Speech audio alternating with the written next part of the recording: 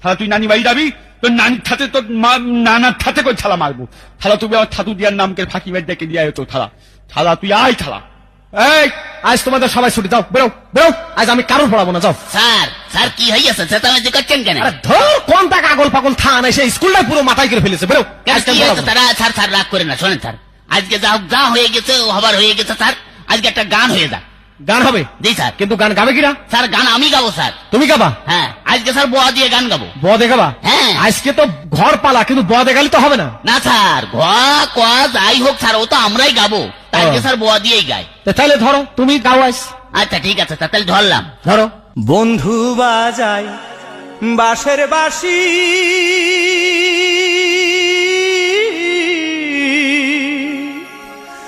বড়